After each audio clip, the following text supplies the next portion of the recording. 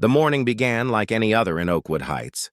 I kissed my wife goodbye, helped my 10-year-old son Ethan pack his lunch, and stood on our front porch watching him head toward the bus stop at the end of our cul-de-sac. We'd only lived in this neighborhood for 3 months, and while the HOA's rules were a little extreme, we were getting used to them. What I didn't expect was for my son to end up in the middle of the HOA president's next ridiculous crusade for order. I was halfway through my first cup of coffee when my phone buzzed. It was Ethan. "Dad," he said, his voice trembling slightly, "there's a lady at the bus stop yelling at me about my backpack. She says it breaks HOA rules, and I'm not allowed to wait here anymore." I could hear a sharp, shrill voice in the background demanding to speak to me. "I'll be right there," I said, keeping my tone calm even as anger began to boil inside. I grabbed my keys, then paused. I decided against taking my department vehicle. No need to start this with authority. When I arrived at the bus stop, the scene nearly made me laugh in disbelief. A woman in her late 40s stood towering over my son, waving her hands dramatically. She had perfectly highlighted blonde hair styled in that unmistakable, "Can I speak to the manager?" cut, and she was dressed head to toe in expensive athleisure wear. Her focus, however, was laser-sharp on Ethan's Marvel superhero backpack. It was bright red and blue, the one I'd bought him for his birthday last month. The way he clutched it against his chest told me this was about more than a backpack. He was scared and confused. "Excuse me," I said, my tone even and measured, the way years of police training had taught me. "Is there a problem here?" The woman turned, her face contorted with self-righteous fury. "Yes, there is a problem," she snapped.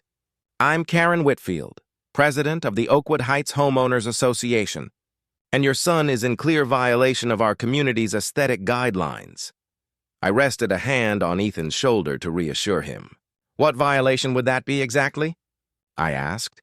Karen pulled out her phone and started furiously scrolling through what I assumed was the HOA handbook. Her expression brightened when she found what she was looking for. "Section 12, paragraph 3, she said with smug satisfaction. "All items visible from community property must conform to the neighborhood's color palette of earth tones and neutrals. That thing is bright red and blue. It's completely out of compliance." I blinked in disbelief. "You're telling me my son's backpack, the one he uses to carry his school books, violates HOA rules because it's colorful?" Karen crossed her arms and lifted her chin like a queen addressing a peasant. "Rules are rules. The bus stop is on HOA property and we have standards to maintain. If we let one child bring a garish backpack, soon everyone will. Then property values will start to drop." I took a slow breath. "Ms. Whitfield," I said evenly, "my son is a child waiting for his school bus. His backpack isn't a permanent fixture in the neighborhood. This seems like a bit of an overreach." Her face turned a deep shade of red. "Don't you lecture me about HOA authority," she snapped. "I've been president for 6 years, and I know every bylaw by heart. Your son needs to leave this bus stop immediately, or I'll call security." I couldn't help but chuckle. "Security? For a child's backpack?" Ethan looked up at me, confused and nervous. I squeezed his shoulder. "It's okay, buddy. You're not doing anything wrong." Just then, the school bus appeared at the end of the street. I nodded toward it. "Get ready." But before he could move, Karen stepped in front of him. "He's not getting on that bus from this stop," she said, her voice sharp as glass. "Not with that backpack. Those are the rules." That was enough. "Ms. Whitfield," I said calmly, "I'm not only Ethan's father, I'm Chief Jackson Reynolds of the Oakwood Police Department. You're currently preventing a minor from accessing public school transportation. That could be considered obstruction." Karen froze, her eyes widening for a moment before narrowing again. "Being police chief doesn't exempt you from following HOA rules," she sneered, though her tone wavered. The bus pulled up with a hiss of brakes. "Go ahead, Ethan," I said, guiding him past her. Karen's hand shot out, grabbing my arm. Her acrylic nails dug into my skin. "We're not done here," she hissed. I carefully pried her hand off. "Please don't put your hands on me again," I said quietly. Ethan hesitated at the bus door. I gave him a reassuring nod. He climbed aboard and the bus drove off. Karen pointed a finger at me, her voice low but venomous. "You've just made a serious enemy, Chief.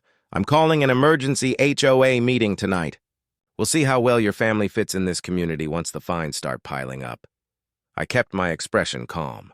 Ms. Whitfield, I'd love to see the exact bylaw that gives the HOA authority over children's school supplies. Can you show me where that's outlined?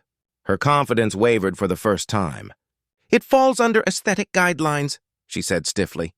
As president, I have discretionary power to interpret them. I see, I said with a faint smile.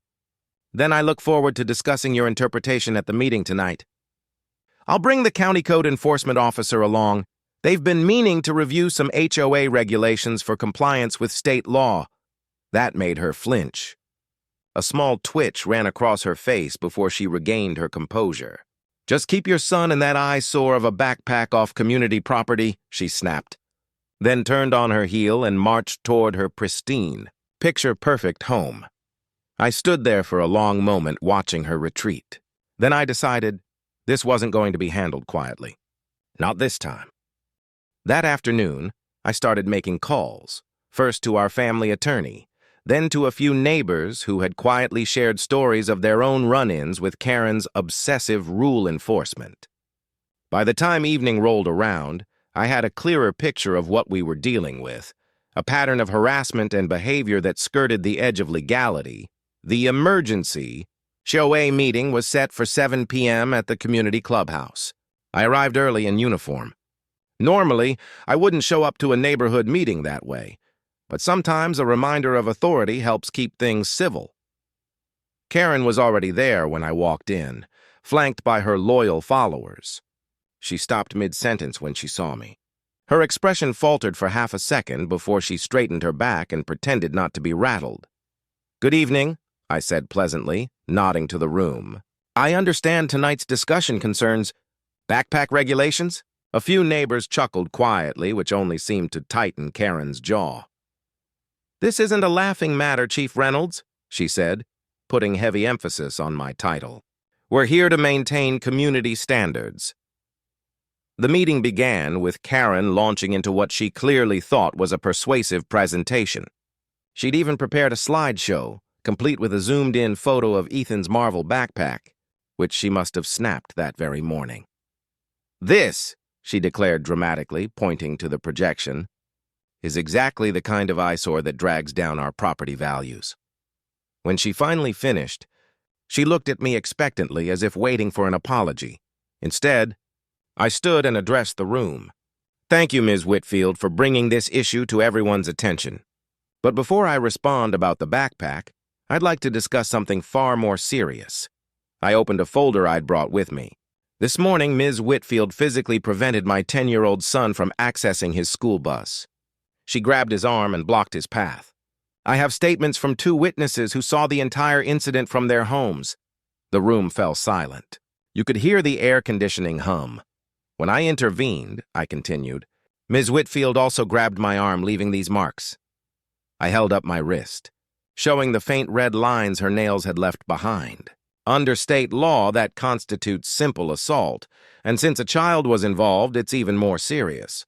Furthermore, obstructing a student's access to public school transportation violates educational access statutes. Karen shot to her feet, her face twisted with outrage. "That's absurd. I was enforcing HOA rules." The other board members exchanged uneasy looks, some shifting uncomfortably in their seats. "Ms. Whitfield," I said calmly, "no HOA regulation supersedes state law, and certainly none gives you the authority to detain residents, especially children, physically. And for the record, I reviewed our covenants in full this afternoon. There's nothing in them that regulates temporary items like backpacks, nor does the neighborhood color palette apply to personal belongings." Then I turned to the room. "Now, I want to be clear. I'm not here to press charges, at least not yet. I'm here as a concerned resident and parent who believes this HOA has lost sight of its purpose." I gestured toward the back of the room. "That's why I've invited County Inspector Davis to join us tonight. She's prepared to conduct a full compliance review of Oakwood Heights HOA policies and enforcement practices." Karen's face drained of color. Slowly, a woman in a county blazer rose from the back row, a badge clipped neatly to her lapel. "This is outrageous," Karen sputtered. "You can't bring in outside authorities without board approval." Inspector Davis stepped forward, her tone even and professional. Actually, Ms. Whitfield, any resident can request a compliance review. And based on my preliminary findings, there are already signs of selective enforcement and potential harassment under county code. The room buzzed with murmurs. Karen's composure cracked. "This is a coup," she shrieked, pointing a trembling finger at me. "He's using his position to intimidate me." Her voice climbed to a near scream. Then, in a burst of fury, she grabbed her massive binder of HOA regulations and hurled it across the room. I sidestepped easily, but the binder struck Inspector Davis squarely on the shoulder. The crowd gasped. I immediately shifted into police mode, calm, deliberate. "Ms. Whitfield," I said, stepping forward, "please place your hands behind your back. You're under arrest for assaulting a county official." Her eyes went wide. "You can't arrest me! I'm the HOA president!" she protested as I gently turned her around and recited her Miranda rights. As I escorted her out, the remaining board members scrambled to regain control of the chaos. One of them quickly called for a vote. Within minutes, the decision was unanimous. Karen Whitfield was officially removed as HOA president, effective immediately. "You can't do this to me," she wailed as we passed the community bulletin board where her framed photo still hung proudly. "Do you know how much I've done for this neighborhood? I've protected our property values. I've maintained our standards." But her words were drowned out by the murmurs of neighbors and the flash of a few cell phone cameras. The next morning, Karen was released on bail, but not without consequences. She now faced misdemeanor assault charges and a restraining order prohibiting her from coming within 100 feet of my son or our home. When she walked out of the county courthouse, she found a local news crew waiting. The story of a power-hungry HOA president arrested for assaulting a police chief's child was too good to pass up. As reporters shouted questions, Karen tried to shield her face with her designer handbag, but the damage was already done. The cameras caught every moment, her smudged makeup, her trembling voice, her panic. "No comment," she shrieked, but it was too late.